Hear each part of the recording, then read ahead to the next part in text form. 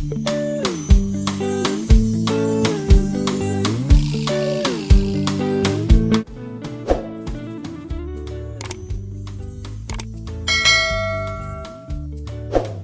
is a mouth-watering, citrus, delightful, gorgeous lemon polenta cake. It is stunning, and they're individual little cake. You're going to love this recipe, especially if you're gluten-free. This one is from you. It's from my cookbook. Where is it? Here it is. Celebrate your sweet tooth naturally. And it's on page 200 and something or other. Here it is. And my mouth is watering just thinking about it. Okay, let's bake. First thing you do is put the oven on. After you do the first thing, which is the music.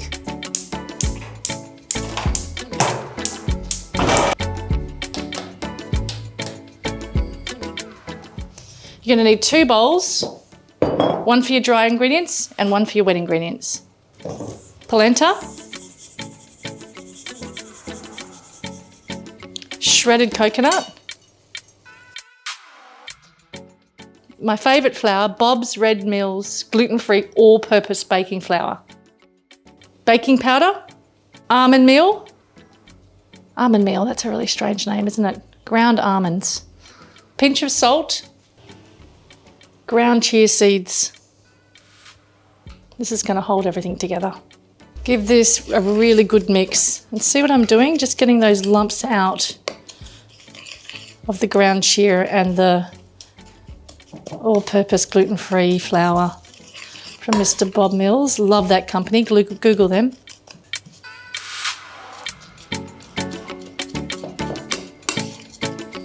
Need some beautiful lush coconut butter. And this recipe to make coconut butter is in this cookbook as well, titled Coconut Butter.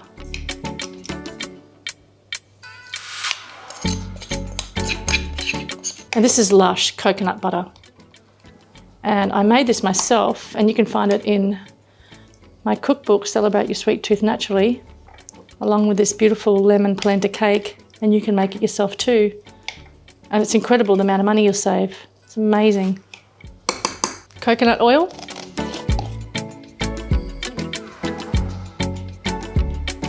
You want the coconut oil to have lots of fragrance, not this deodorized, refined coconut oil. You're after a beautiful coconut oil that you can use as moisturizer on your skin.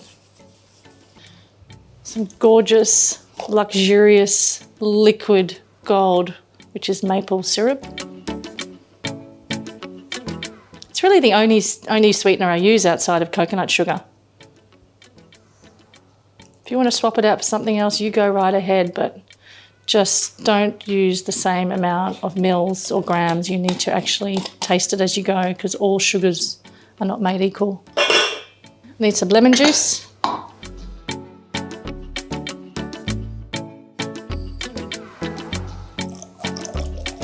That lemon juice was a real effort to get out. Coconut cream. I like to use Cara coconut cream because it's really, really thick. Give it a really good mix. Just break up that big chunks of coconut butter.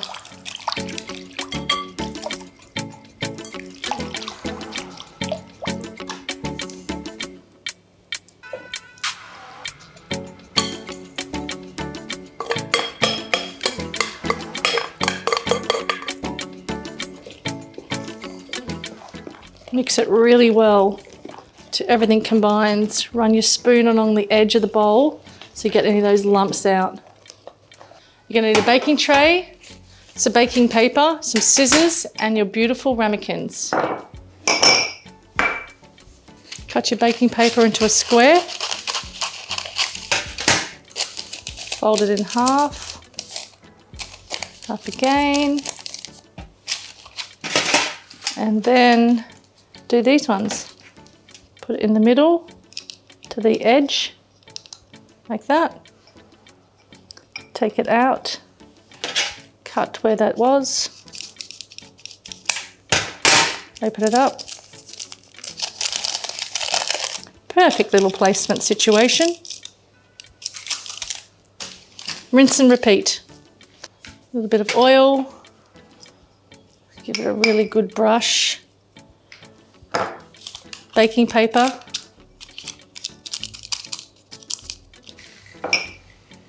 And a nice thin slice of lemon with the pips in the bottom. And then evenly put your wet mix a centimetre before the top of your ramekins. Now for this big one, I'm only going to put it in halfway.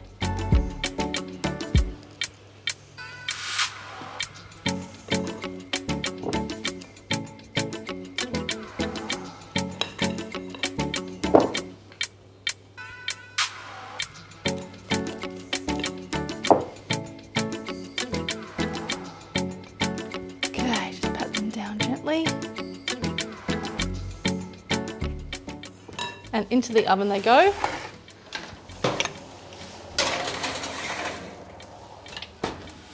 These are going to cook for 35 minutes and the whole place is going to smell like lemon yumminess. These can be served incredibly warm and delicious, or you can cool them down. They are amazing. I cannot wait to eat them today. Timer's going off. The house smells amazing. Oh my God. All right. Hot, hot, hot. Be careful. And this is the little trick. Lemon juice.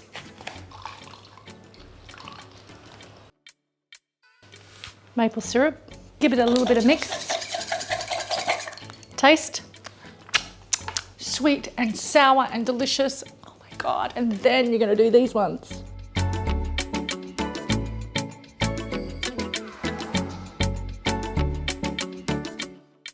Yum. And now I'm going to leave this alone. Do not touch it. It's so hot and it'll just fall apart. I'm going to let that incredible, luscious, oh my God, tangy situation of glory just sink in and absorb all that I can't even explain what it is actually. It's epic. I'm going to walk away. You're going to walk away, Cynthia, and chill out and leave that sit there for a good, 20 minutes, and I'm going to take them out of their molds.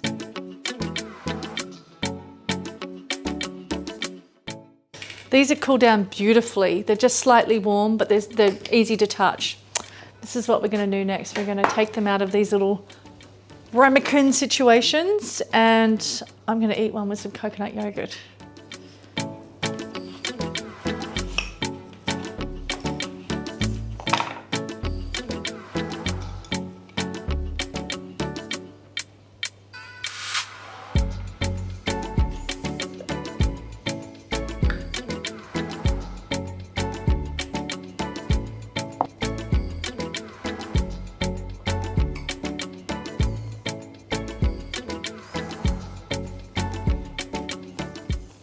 Oh my God.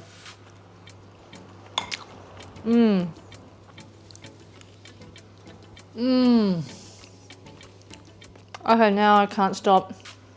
It is sublime. It's tangy. It's got the texture of the polenta.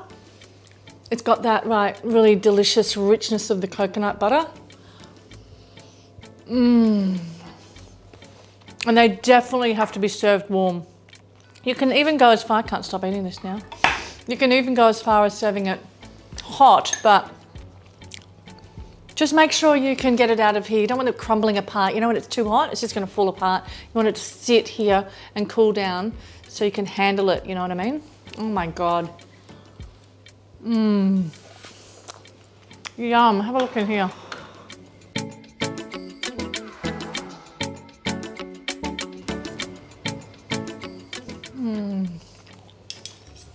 Oh my God. This is the nicest little lemony, tangy citrus situation I've ever made. It is beautiful. I can imagine this on the holidays. I can imagine having this at a dinner party. Oh my God. And I'm just thinking, the longer it sits, right, especially in the fridge, oh my God, it's so fucking good. The longer it sits in the fridge, it's gonna get firmer and firmer because that polenta is just gonna absorb all that liquid. So if I was to have leftovers, I'm gonna heat them back up in a pan with a little bit of water. I'm gonna put the lovely lemon polenta cake in the pan with a lid on and just allow it to steam through so it doesn't be so dry when I serve it from the fridge the next day. I'm so happy about this. It is sublime. Anyway, I'm out. Goodbye. On a rare occasion, my mum and dad would buy a single cherry ripe. I remember those days. Check it out. Got this amazing chef. She's so nice. Fabulously fashionable. She wears all these amazing jewelries. Okay, this is a cool book. This is Celebrate Your Sweet Tooth Naturally, and we're gonna make cherry and the ripe. I know, right? So just you got to come in with me and look at this, because this is like, where's the red gonna come from? Because the cherries I've got are sour cherries that are dehydrated naturally, that aren't bright red. And the reason why they aren't bright red is because they're not covered in sulfur to make that color stay in nature. So when I pick a cherry and I eat it, oh my God, it's like lipstick on your lips. It's delicious and it's plump and it's red. If I sit that cherry down there on the shelf or on the bench here for about a week, it starts to like deteriorate, right? And just break down and go brown. That's nature. So for me, it's like, I want the cherries that are broken down. They're called sour cherries. They're delicious. But I also want to somehow get some red in there. So I'm going to use, oh my God, that's so yummy. I'm going to use red as the color for this beautiful ripe, and I'm going to use beetroot. I know, right? It's got to work. Surely to God, I've got to get some red in there. Anywho, this is spectacular. This is nothing like the cherry ripe that my mum and dad would buy one bar and cut it into 4. Piece for my brother BJ, piece for my mum, piece for my dad, and a piece for me. 1 bar, and I've written it in this amazing book called Celebrate Your Sweet Tooth Naturally, a story of why she did that. And it brings a smile to my face because, and when I ask her now, my mum's 89, and when I ask her now, she's like, that's all you needed. You didn't need any more than that. And I'm like, yeah, I did. I wanted a lot more than that. I remember sitting there looking at which was the biggest square, right? So this one, I know, looking at these ingredients, that my body is going to be flooded with nature, with natural mineral and vitamin supplements in these amazing ingredients. And I'm going to trick myself into believing that this is a cherry ripe, and I'm going to smother it in chocolate, and it's going to go into the freezer. Oh my God, and I cannot wait to eat it later. But have a look at this rainbow of beautiful colors here and a beautiful natural glory. The chia seeds. I've got some white sesame seeds, black sesame seeds, pumpkin seeds or pepitas. I've got flakes of coconut. I've got some beautiful oats, and I've got some sunflower seeds. And then I have some dried cherries.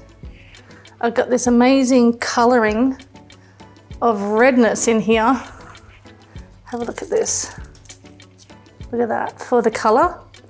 I've got my sweetener, which is maple syrup, coconut oil, vanilla, a little bit of water, and a pinch of salt. And I'm going to put all of this glory into there.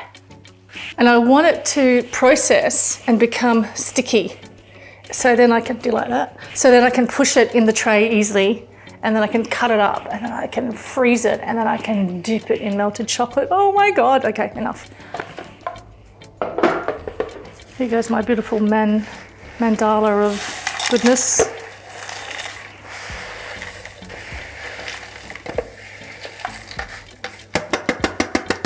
There's nothing like perfection of the look of a mandala and then perfection of a beautiful cherry ripe coming out of this. Oh my God.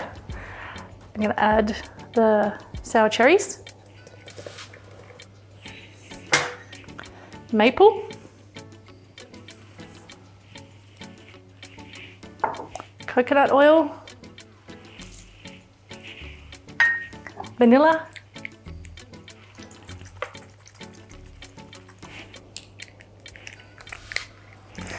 And I'm gonna need a pinch of salt. And I do a whole article of that in my cookbook, Plant-Based Love Stories. Have a look at that book, it's amazing. It's complete savory glory. And it's just yummy. Anywho, now I've got my water. There we go, just a little bit of water. This is gonna help it make it sticky. And now we're gonna process. Now I just want to show you it without the beetroot. So have a look at the colour. It's starting to break down, and now I'm going to add the beetroot. I'm going to grate it in. You don't have to, you can just put it in slices actually, but I just want to grate it today, just to speed things along a bit.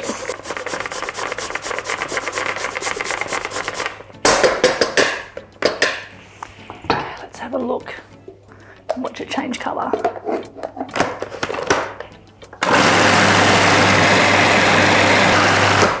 Check it out. Now my childhood memories are flooding back with that cherry colour. Oh my God, I'm so happy. Now I can still see all the seeds. Have a look here. I can still see all the seeds and everything. And I do want a little bit of texture, but that's a bit too much for me. So I'm going to keep processing till it gets a little bit finer.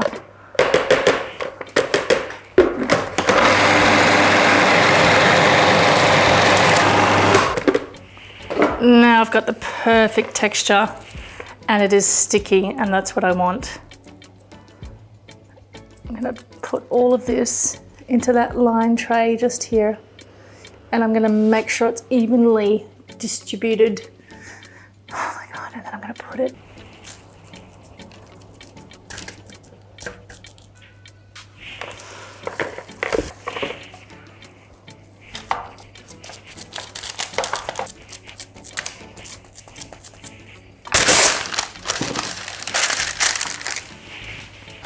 I'm just flattening this down with a double piece of baking paper and just pushing it with a spatula just so I can get nice and even. And actually sometimes I get another baking tray, right?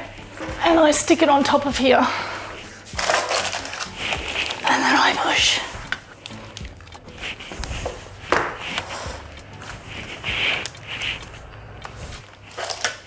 Let's have a look.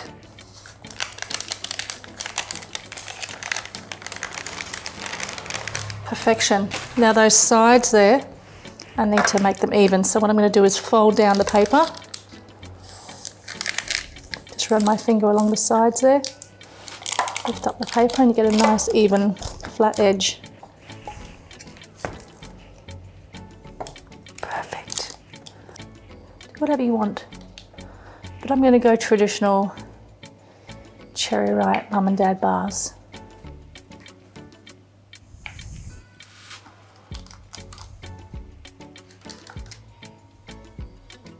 Just marking it out so when I get it out of the freezer, it's easy to manage. I reckon it'll take me 30 minutes, maybe a little bit more in the freezer just to really set. I want it to be really frozen before I dip it into chocolate. All right.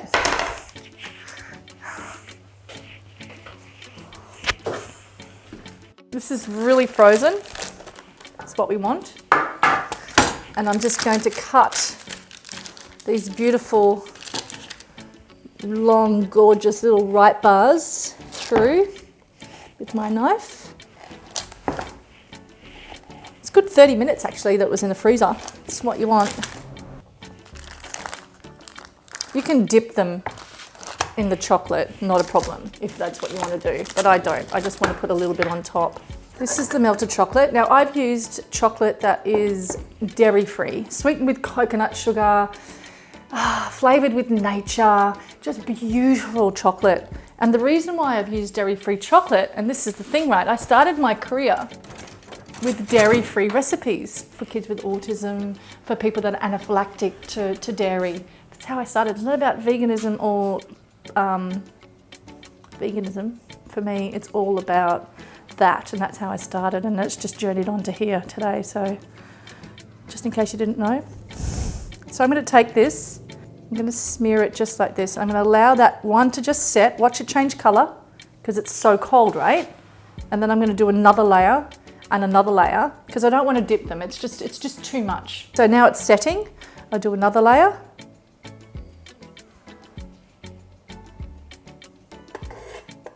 Okay, stop there. I mean, ideally you'd have a cherry, but I don't have any today.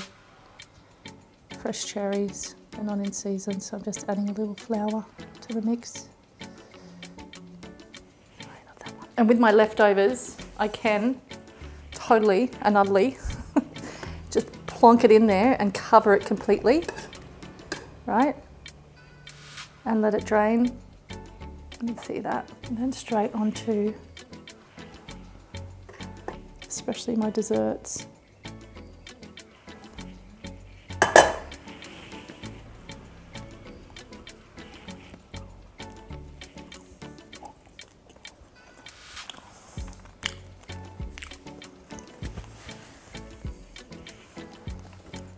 Oh my God, it's so good.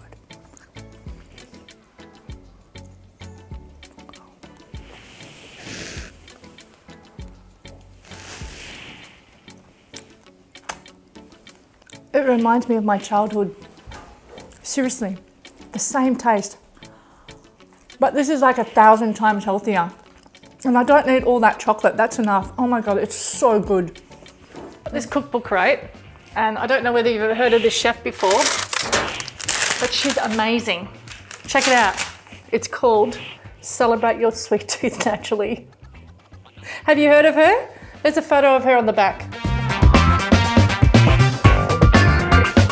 I'll put the link below so you can check it out, but it's really cool. It's such a good book, amazing person. Oh my God, I love her.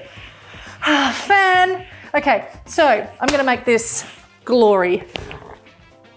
And in every part of this cookbook and in every recipe, it's a splattering of genius because there's a story to each recipe. And this is a beautiful, beautiful, beautiful blue bounty that I just can't tell you enough how gorgeous it is when you get something with a blue color from nature. And this is done with the butterfly pea flour, which is blue, and it is just gorgeous. So the recipe says almond meal, desiccated coconut, coconut oil, coconut cream, vanilla, maple syrup, salt, and to make it blue is that blue, beautiful butterfly pea flour. It's just exquisite. So when I think of a bounty bar, I think of the supermarkets in Australia, and in the aisle section, you've got these really, I'm gonna say the word toxic, because it's just full of numbers. What I read out to you was real ingredients, as close to nature intended it to be, with low human interference, meaning coconut, maple, almond meal, vanilla, a blue coloring made from butterfly pea flour. Do you see what I'm getting at? We can have it all, but it's just a matter of having it that our body knows what to do with it. Does that make sense? Because when we put science in here, in other words, the bounty that's in a shopping center or a supermarket that is made from a few real ingredients, but then when you really look at it, it's, you know, synthetic flavors and numbers are for counting, and synthetic flavors are made in labs, not in the ground. And the body, honestly, just doesn't know what to do with that. This body is so intelligent. Like the organs in here, the 78 organs are so intelligent. And when I flood them with real ingredients like this, the body says, thank you, Cynthia. That's my spiel for today. So this is what we're gonna do. I've got my butterfly pea flour. You can buy it in any brand, in anywhere in the world. I've got this from Bali, Indonesia. It's just dehydrated, dried pea flour. Right, and it doesn't even look blue, but it actually is when you put it with all this white. Just watch what happens. Do this. Dehydrated naturally with no isms in there. So the recipe requires you to just chuck it all in the food processor, winning. But I'm gonna do it white first, and then I'm gonna add the blue, and you're gonna see how the color changes. Shredded coconut. In the recipe it says desiccated, but I know the chef won't mind that I use shredded.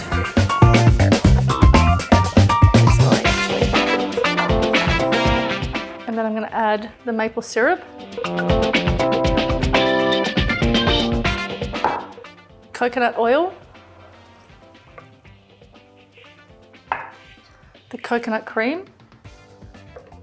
Stay there, will you?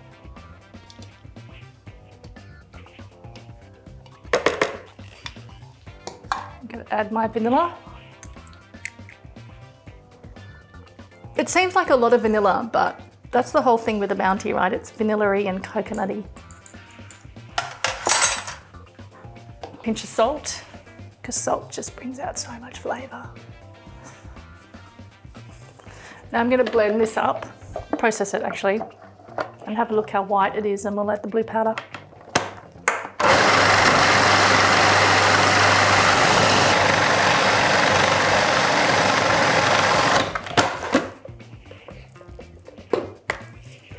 Oh yeah, look at that. Oh, it smells amazing.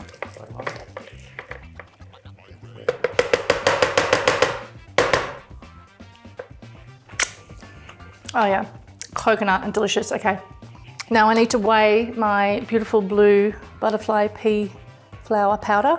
Pea flower powder. Okay, put the rest of it in, Cynthia. Okay.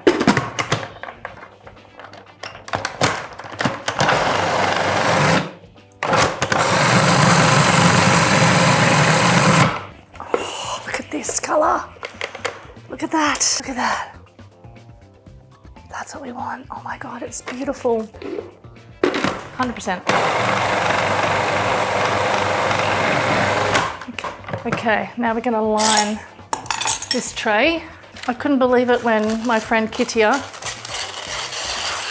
first introduced me to this stuff. I was kind of blown away actually. I mean, I knew natural colours came from nature, but the blue in this is just stunning.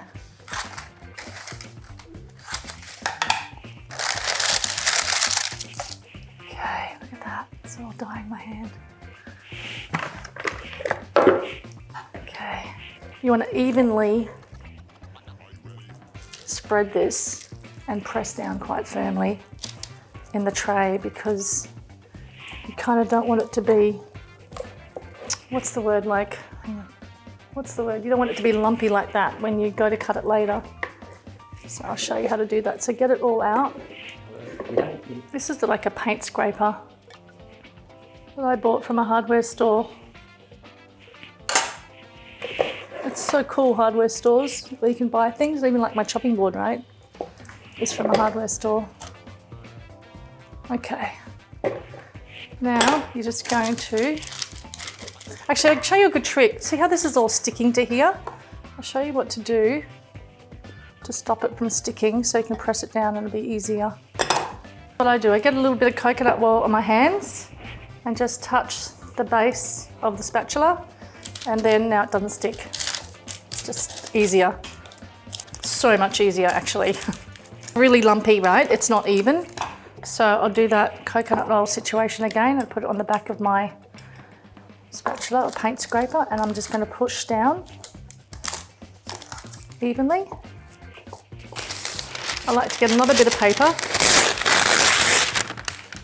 put it on here, and just really firmly push down so we get a nice, even, flat surface.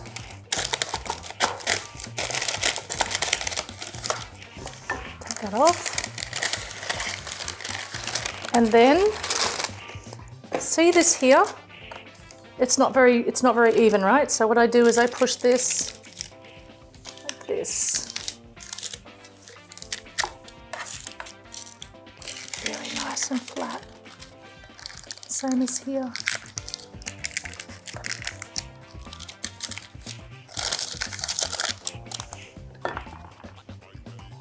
Okay, the next thing to do is mark out the lines, because if I bring it out of the freezer in one big slab and go to cut it, it's gonna crack, and I don't want to do that. So you do whatever you want. I want squares, right? So you're just gonna mark out how you're gonna do this.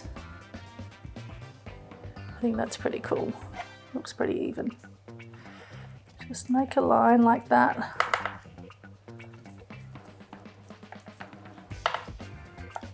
Just a guide for later. And then do the same here.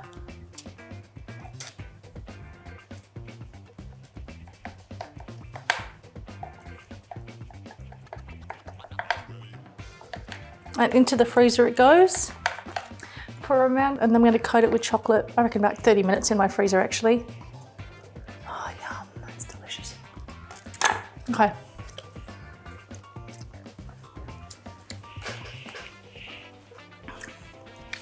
This is really, really frozen. Like solid, which is what we want. I don't want it to be like half frozen. Okay, my chocolate is ready and melted. You can use any chocolate you like. I've got a dairy-free chocolate because I prefer that. Okay, I've got a pastry cutter situation and a knife. I'm going to try which one works first. And this is why I did this outline. Okay, remember? Because it's easier to get what we need. Oh, it works perfectly. It's really great. I'm really glad that I'm teaching you this because there's nothing like a good Bounty bar. And there's nothing like a blue Bounty bar, just to be a little bit different out there in the world.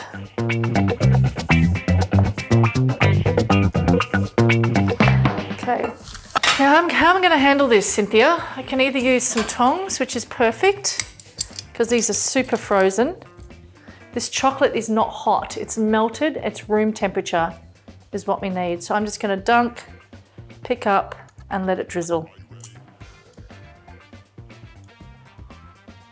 And then straight onto there, and then like that.